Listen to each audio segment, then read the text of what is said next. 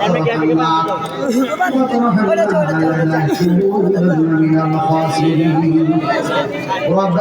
آتنا في الدنيا حسنة وفي الآخرة حسنة وقنا عذاب النار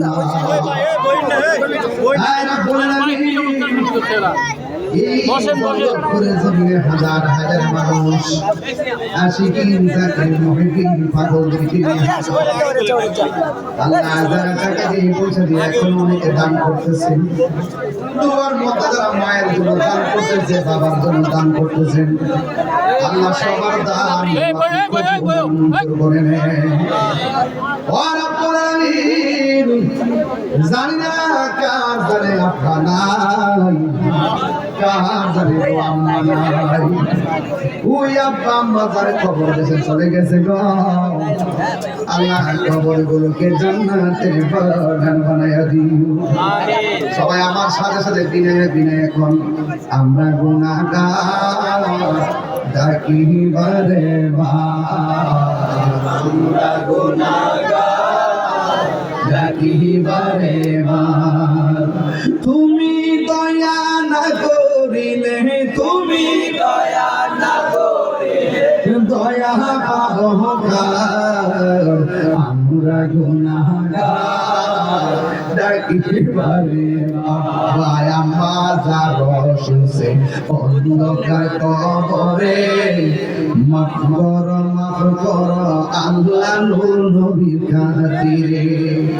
তুমি দয়া না করিলে, তুমি দয়া না করিলে দয়া পাবো কার, আমরা গুনাহগার ডাকি বারে আমরা গুনাহগার ডাকি বারে। আল্লাহ মেহেরবানি করে আজকের এই পবিত্র ঈদে মাঝে নবী সাল্লাল্লাহু আলাইহি সাল্লাম বলতে ঈদে মিলাদুন নবী সাল্লাল্লাহু আলাইহি সাল্লামের মাহফিল, আল্লাহ মেহেরবানি করে এই মাহফিল দুগুণ জাহান নবীকে কদমে কবুল আর মঞ্জুর করে নাও।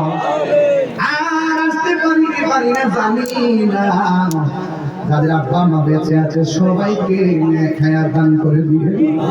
বরদালালে অনেক মা বোনরা হাত বাড়াইয়া দিছে গো, আমার মা বোনদের কাজ আছে অনেকে বানাইয়া দাও। রাবিয়া কসির জিগলে নসিব করে দাও।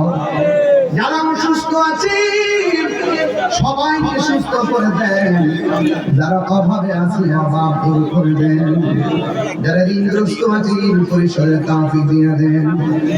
আর আপনার আমাদের সবাইকে মাফ করে দেন। ফিলিস্তিনি মুসলমানদেরকে আপনি হেফাজত করেন। আল্লাহ দেশের ধর্ম বিরোধী দেশ বিরোধীদের কবল থেকে দেশকে হেফাজত করেন। মুসলমানদেরকে আপনি হেফাজত করেন। যাদের ছেলে আছে মেয়েরা মেয়ে আছে ছেলে নাই, আল্লাহ সন্তান দিয়ে মুখে হাসি ভরে দেন।